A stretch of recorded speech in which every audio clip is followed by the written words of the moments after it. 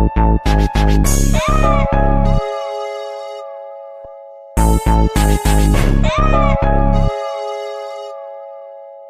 up, guys? I'm Nathan. I'm Tim. I'm Kevin. Cameron Schrader, committed to the University of Cal. And we're going to do a podcast today. We're going to call it the 6 Quarter Podcast. Thank you for having me, Nate. It's a pleasure, and I'm really excited. It's a great honor. I'm sure we all are for this. I'm ready to jumpstart my journalism career here, so let's do it. All right. First topic we got on hand. LeBron and the Lakers lost to the Bucks last night. The Bucks ended it on a 15-2 run, and LeBron was not happy afterwards. He did not want to talk to the media. So what do you guys think? What do you guys think about that? Well, Nate, for example, I mean, the Lakers have not been playing good for this past week. I mean, if you look back at the New Orleans game, giving up, they had 23 turnovers, and New Orleans had 23 points off those turnovers. And then the following game in Memphis, AD wasn't even in the game. And then on the 25th, when they're at Memphis, they let Joakim Noah look like he was a rookie again, and they were out-rebounded 48-62. Just a lot of struggles on the offensive side, and then just standing around a lot defensively. I think LeBron really needs to pull the team together because the rookies just not playing the way they're supposed to. And as LeBron's a veteran leader, he needs to bring them together so they can do better.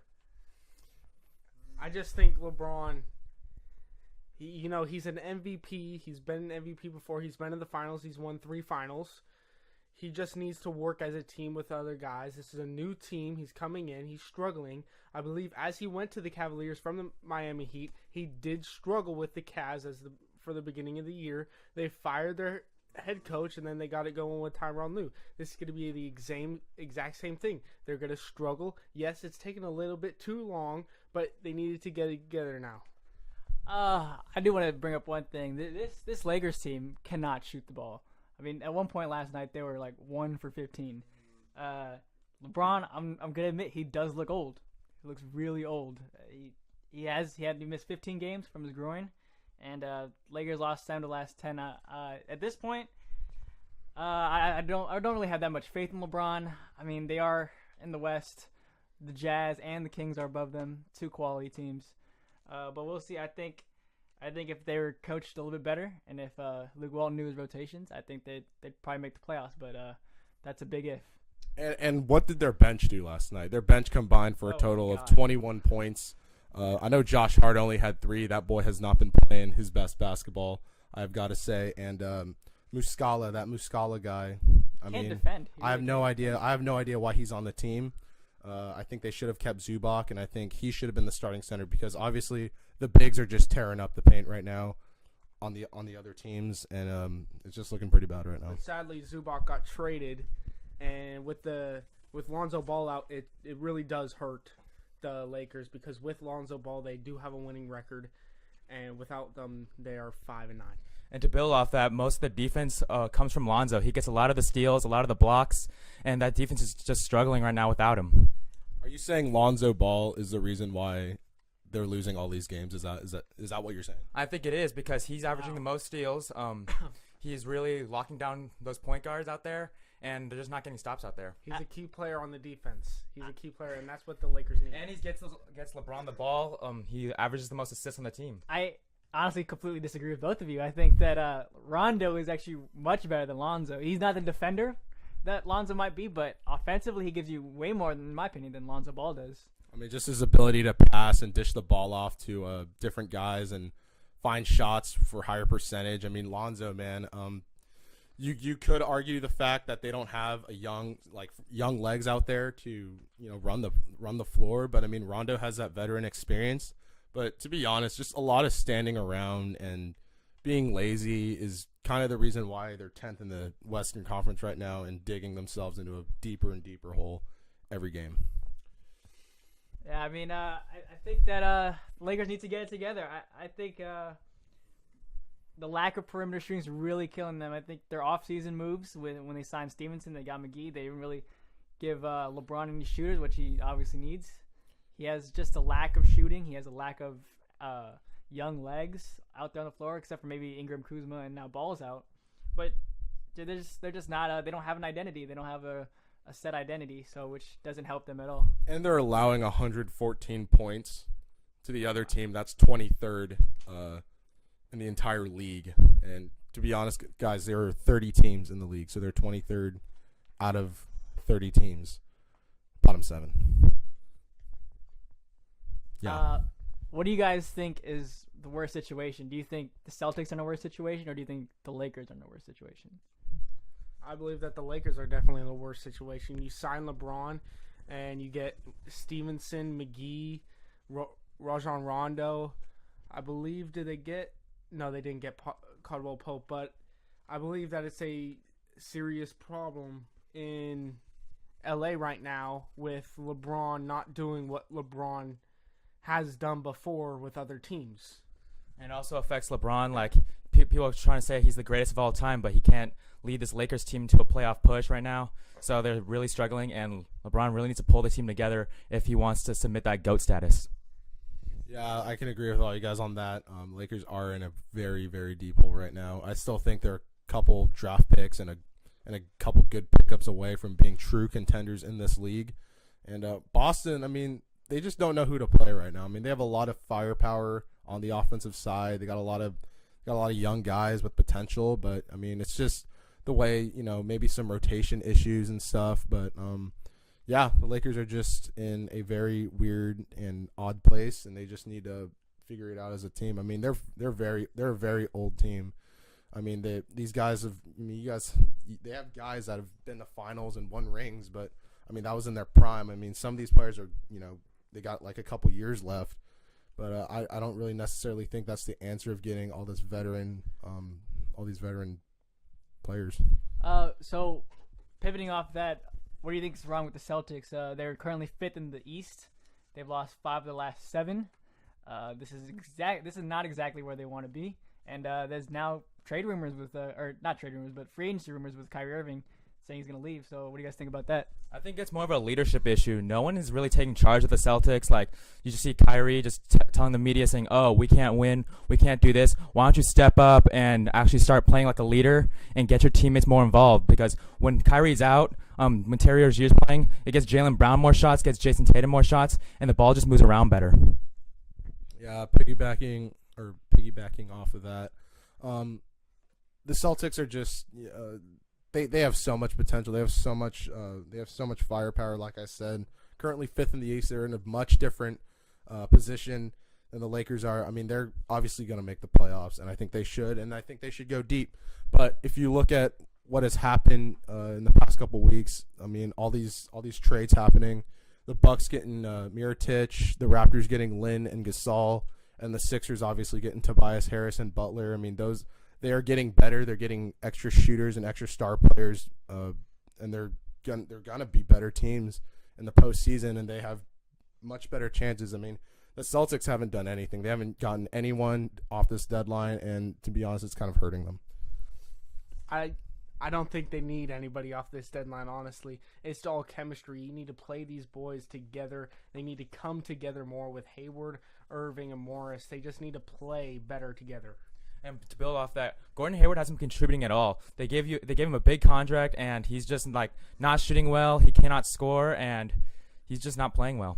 I think it was very premature to put Gordon Hayward into the starting lineup opening day. I think that injury that he had, how gruesome it was, you needed to really ease him back into basketball. That's one thing. And the other is, I think if Kyrie and the Celtics don't make, at least the finals, I think he's gone. I think that he's unhappy right now, and you could totally tell it in his face and how he responds to the media. I think if they at least don't reach the finals, I think there's no chance the Celtics get Kyrie Irving back. Zero chance. Go to New York. But, I mean, Boston, I mean, besides yesterday, I mean, they finally broke out of their 4-game skid. But those 4 games, I mean, the 21st they played Milwaukee at, I mean, they were away for all 4 games. They shot 38% from the field. And then the following night, they let the Chicago Bulls, shoot 53%. The Chicago Bulls, everybody. The bottom Bulls. And then after that, they went to Toronto, and they shot 20% from the three-point line with 14 turnovers. And off those 14 turnovers were 14 points. And then they were at Portland shooting 18% from the three-point line, and they had 17 more turnovers, which resulted in 24 more points. So And you were just talking about the Bulls, right? How about the game they put up last night against the Hawks in fourth overtime with Trae Young going 49 points, Zach LaVine. 16 assists, and 8 rebounds. The final score was 168-161. Bulls over the Hawks. Does this game really mean anything for the other teams? No, but I do really like these type of games, Andy. I think this really is going to help them grow. I think that we could see now that Trae Young is the real deal. Do I feel like he's better than Luka? No. But I do feel a little bit more confident in the trade that they made in the draft where they traded, of course, Luka Doncic for essentially Trae Young. This team has a bright future. They have a bunch of picks. They're probably going to be players in free agency this summer, so we'll see what goes on with the Hawks. I like what they're doing out there in Atlanta. Yeah, to build off that, Trae Young is just really proving all the haters wrong of people saying, "Oh, he's not as good as Doncic. Why would you trade for Doncic? Trade Trae Young for Doncic. Trade Doncic for Trae Young." But Trae Young is going out there averaging almost around 30 points a game, and really helping this Hawks team for their future. I really like that John Collins fella. Really good. Dwayne Dedman, Taurean Prince, those guys. Obviously, some of them played in the Rising Stars game. Look very good. And, obviously Trae Young has been playing like an absolute animal these past couple games. I mean, it's just really unbelievable what he's doing. All right, off that, we're gonna switch gears a little bit. And big news in MLB free agency. We got Bryce Harper, 13 years, $330 million, going to Philadelphia. And Manny Machado, I think last week, had a 10-year, $300 million deal with the Padres. So what's your guys' thoughts on that? Well, I just like to say having those guys back in the NL is a huge treat. And I bet you some of those American League pitchers are happy that those guys aren't going to be playing for the Orioles or the Yankees or anything like that. Harper, I mean, he brings a lot to the table. I mean, he's got a huge bat and, his glove in the outfield, kind of a commander. And then, Phillies are going to be a contender, with all their outfielders. They got a Dubal Herrera, Aaron Altair, Royce Hoskins, and then obviously getting Andrew McCutchen in the offseason. And then their infield's pretty good. I mean, they just got JT Realmuto. And, I think this is a stupid thing for both the Phillies and the Padres. Oh, please. But if you want to get that big league guy that's going to transform your team, then you have to get that offer, like the $330 million for Bryce Harper and $300 million for Manny Machado, to get him on your team. Now, am I saying this is the right deal for these two? No, it's not the right deal. They're very overpaid. Nobody in the league is worth $300 million for 10 years and up. Are you saying they're being overpaid? They absolutely are being overpaid. With what they have done, it's great, but what they bring to a team, it could be more. The team chemistry, if Bryce Harper had the stats like he did last year, then why weren't the Nationals in the playoffs? Who else did Washington have on their team besides Bryce Harper? Anthony Rendon, Ryan Zimmerman. You think those guys are gonna be out of the league in 2-3 years? Those guys aren't gonna have a job. And I mean, Washington shouldn't have made the play. I mean, yeah, they got Scherzer and stuff, but let's just look at. I mean, Harper's the only guy doing his thing. I mean, they don't have any young guys coming up. I mean, all they had was Harper, and then they got to rebuild from this now. And the Phillies, they have a great young team. I think give them like 3 to 4 years, and they'll have a World Series title in their hands. Let me start with the Bryce Harper deal. I'm not too mad about the money because money in baseball is almost unlimited. They don't have no cap space or cap. They don't have a cap, so that doesn't worry me too much. What does worry me is that the length, the 13-year deal, the 13 years that they're gonna pay Bryce Harper. I think that's 4 to 5 years past his prime once that deal is done. I don't like 10-year deals, so this 13-year deal was absolutely insane to me. The positive was that they left themselves a little bit of room to maneuver for next year. They can go get Trout if they want to, which is of course a big rumor for next year's free agency. But a long contract with no opt-outs and no trade clause. They're married to this guy.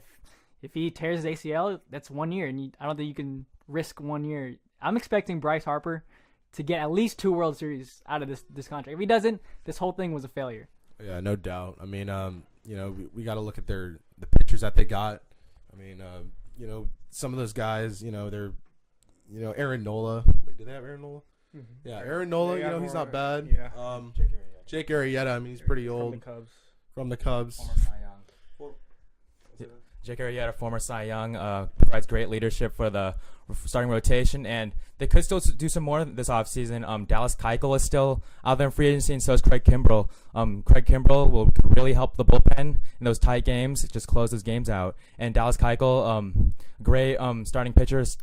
You guys they could probably afford him on a good 4-year contract, and he could be a dominant pitcher that you guys could have in your rotation. Now Bryce Harper joining the Phillies the Phillies are in the NL East. I believe the NL East is one of the weaker areas in the MLB, with the Miami Marlins, Atlanta Braves. The Braves the made the playoffs. They might have gone to the playoffs, but what have they shown? They have potential. Okay, That's what they've shown. Okay, but they're still in a weak league with Miami, the Nationals, the Mets. But the Mets do look good with adding Diaz and Cano, and a few more players, which is nice. But they're not going to look strong. The Mets have not succeeded with their managers or anybody else. And I think the Phillies are going to do good this year with the additions of JT Realmuto and Bryce Harper. But it was definitely an overpaid. Can we switch gears to Machado real quick? Go ahead. I just to compare these two deals, I like the Machado deal way more. It's a great pickup for them, especially in the infield, which they've lacked, especially middle infield. I mean, they already have Eric Hosmer, their first baseman, and then Will Myers. I don't really know where he's going to be playing. Maybe move him back, to left or right field. I've been hearing third base maybe, but having those two guys, and then a whole haul for their farm team. They also got Ian Kinsler. He can play some second base. I mean, they got Hunter Renfroe, Francisco Mejia, the young catcher from the Brad Hand deal, Fernando Tatis, Franmil Reyes, Luis Urias, and they make San Diego look like a powerhouse in the next couple of years. I mean, those guys are some ballers, and all this selling is pretty much paid off. I definitely think that Machado deal puts San Diego on the map. They were a losing franchise for so long. But I don't know if he deserves this money. I think that he does show at times the lack of effort. He has told people before that he doesn't always run as hard as he can first. And I don't know if he's worth the 10-year. I don't know if that's the guy. When we look at 10-year deals, I think of A-Rod. I think of now Harper, but I don't know about Machado. I think the money is just a little bit too much, and the deal is a little bit too much for his talent. Yeah, I agree with you on that. In the World Series last year, he batted 4 for 22. That means 4 hits out of 22 at-bats. He cannot hit in the World Series. Imagine when they're in the playoffs. He's just not a good playoff player. And didn't that go to 7 games? That went to 7. It went to 7 games and only got 4 hits. I think dirty players need to go to dirty teams. And what I'm saying is that Manny Machado has had 5 incidents where he has gotten in trouble for dirty plays. And he's going to a crappy team in the NL West with San Diego, the Dodgers getting rid of a few outstanding players, and the Giants. He's a dirty player. In Game 4, Machado clipped Jesus Aguilar in Game 4 of the NLCS. That was where Kristen Yelich went on a rant about him being a dirty player. The fight with the late and great Yordondo Ventura in 2016. His slide in Game 3 of the NLCS of that same versus the Brewers, where he took a dirty slide into second in Game 3. His slide against the Boston Red Sox in 2016, and his slide in 2017 against the Boston Red Sox that left Dustin Pedroia sidelined due to a cleat in the shin and oversliding going against the rules of the MLB. But I do think this brings more energy and excitement into the NL West. I mean, now you don't just have the Dodgers looking over everybody. I mean, now you got the Dodgers, the Padres, the Rockies even. I mean, the Giants, I have no idea what's going to happen with them. And then Diamondbacks obviously selling, Paul Goldschmidt, going with the Cardinals, and then was Pollock also. Pollock to the Dodgers. Yeah. And Chris Owings going to the Royals. I mean, If you had to redo their sign, like if you had to put them on a team instead of the team they chose, where would you guys put them? Oh, the Giants. Giants. The Giants. But the only reason why they didn't come to California, I mean, the tax, 6% tax. I mean, you take 6% from 330. I mean, it adds up in a while. I mean, Philly. I mean, he's already used to the atmosphere out there, and I mean, he gets to play the Nationals again. So, this is my opinion, I think just to make baseball exciting, if Bryce Harper went to the Yankees, holy cow, I think that would revive baseball. how you gonna pay everyone? I don't know. I think you gotta gut the whole team. But if that happened, that would be something. That'd be. The problem is the Yankees already have a full outfield. You got Aaron Judge in right, you got Aaron Hicks in center, and you got Giancarlo Stanton in left. Who are you gonna replace? They said they could move him to first base, but they have a good upcoming rookie in Luke Voigt, and he's been on a tear recently against the Oakland A's. He just destroyed them. I believe Manny Machado, switching over, should have gone to the White Sox. The White Sox were going to make a good deal. Chicago is a nice area. Yes, yet again, that league is absolute crap, but he would do good in that league. They also signed his cousin, which was kind of like, is he going to go there? Is he not? But for Bryce Harper, the Giants was the right move. They don't have any outfielders at all, but they did sign Cameron Maybin. They do have a lot more cap space with Bryce by signing Bryce Harper. It would have been the right decision for him.